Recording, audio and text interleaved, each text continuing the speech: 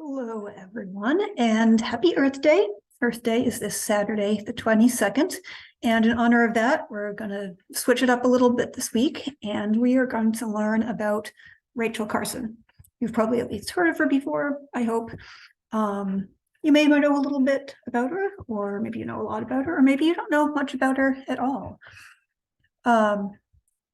So we're going to talk about how she helped shape the future. So in the 1950s, better living through chemistry was the motto of one of America's leading corporations. Chemicals could make better clothing. They could improve food, not to mention food packaging. They could increase the yield on farms and improve our environment, supposedly. Chemicals had helped us win the Second World War and would help us win future wars, was the thinking at the time. Magazine and television ads and billboards all shouted this image to the public: better living through chemistry. It was the American way. But Rachel Carson, who was a marine biologist, she disagreed with this. And she was someone who was used to going against the tide. So starting out in the 1920s, she was pretty unusual in the science world that was mostly made up of men. But in spite of being a woman at that time, she was able to move up in her chosen field of marine biology, working as an aquatic biologist at the Woods Hole facility in the Cape Cod in Massachusetts, and then in Washington, D.C. with the national government.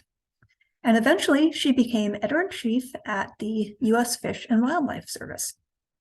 So she had quite a list of professional accomplishments. In addition to being a marine biologist, she was also a writer. And as much as she was fascinated by the creatures of the ocean and their intricate, interconnected web, she loved to share this fascination with the public. And the public just loved her books. Under the Sea Wind was published in 1941. The Sea Around Us and The Edge of the Sea were published in the 1950s. Rachel Carson would take readers on a journey from the teeming abundance of the tide pool to the dark, mysterious ocean depths, a tour of microscopic marine life. Life was everywhere. Life was diverse. Life was a celebration, and she communicated this in her writings. The sense of celebrating all forms of life made Rachel's writing very different. People in the United States were used to being told that they were at the top of the food chain, right? That other life on Earth existed to support us and serve us.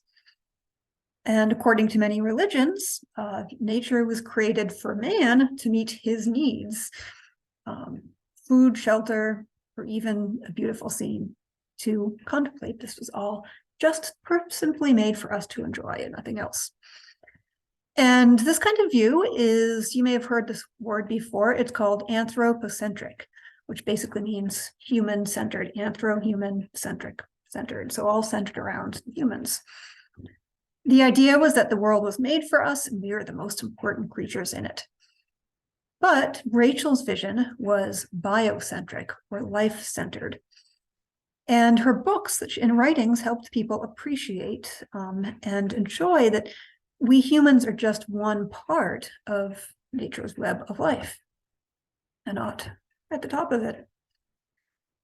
So you can imagine how Rachel must have felt when the United States dropped destructive atomic bombs in Japan in 1945. And also how she must have felt when the US government began dropping what you could also call bombs on the tiny enemies within our own borders, which were insects such as fire ants and mosquitoes. Before this time, humans had lived with the inconvenience of insects, but now corporations promised that better living was possible by the manufacturing of deadly chemicals such as DDT, which you might have heard it, to eradicate insects entirely, which is a crazy thought now. But through the 1950s, airplanes sprayed these compounds, these DDT compounds, to over America's farmlands and suburbs and even over crowded towns. But the government supported it and no one stopped to question it. Now, what happened is that the chemicals only eradicated or got rid of these pests and bugs for a short time. Usually the insects would come back, and usually even stronger than before. Worse, the chemicals killed not just the insects, they killed a lot more. A friend of Rachel's lived next to a bird sanctuary, and she wrote to Rachel and told her how after the government had sprayed DDT to kill the mosquitoes, she found dozens of dying birds at her bird bath, all suffering painful deaths. Through her own health, though her own health was weak, Rachel had stomach ulcers and early stages of breast cancer. She commenced the fight of her life. When this happened, she gathered data to show how chemistry was not giving us better living, but harming life. Originally called Man Against Nature, the book she later published as Silent Spring, which you've probably heard of, it argued that spraying chemicals like DDT endangered life, including human life, so not just the other animals around us. To convince her readers, Rachel included information from hundreds of scientific studies, explained in language the public could understand instead of in scientific terms. And she took care to avoid any errors or any exaggeration. She was just very upfront and straightforward. Here are the facts. She knew she had to be ready to back up any statements, and every statement 100%, or the chemical companies who were not going to like her book could discredit the entire work. So she knew she had one chance to change the course of history. Rachel had many friends in the scientific community who helped her fact check and fine-tune the manuscript. And when it was published, Silent Spring made it to the bestseller list quite fast. The government and chemical industry spokespeople tried to discredit her for being sentimental or hysterical, or for being a back to nature type. These were things they called her, and probably a communist as well. But the many, many people who saw her on TV saw a frail, clear-eyed woman with a detailed, objective truth to tell, and they understood where she was coming from. On the other hand, the government officials responsible for the spraying had very few facts to prove that DDT was actually safe. They didn't have any proof of that. So the public saw pretty clearly that, sort of sense, that Rachel was probably right. The debate about pesticide use sparked by Rachel's book, Silent Spring, gave a lot of momentum to the 1960s environmental movement. In 1970, the government formed the Environmental Protection Agency, the EPA, and 2 years later, in 1972, the government banned the use of DDT in the United States. And that same year, Earth Day was proclaimed. And I'm actually literally like getting shivers as I relate this, because think about what Rachel Carson started. There was, at the time, this was the DDT use. It was being sprayed everywhere. It was being done. It was like, oh, this is the way to go. When she published her book, Silent Spring, she sort of changed the course of history in a lot of ways, or contributed in large part to changing the course of history and changing the way people thought. Like, it seemed like everyone thinks a certain way, but by being who she was and presenting the information how she did, she was able to bring the truth to people and make them realize what was actually going on. And to the extent that the EPA was formed, DDT use was banned, and Earth Day was born.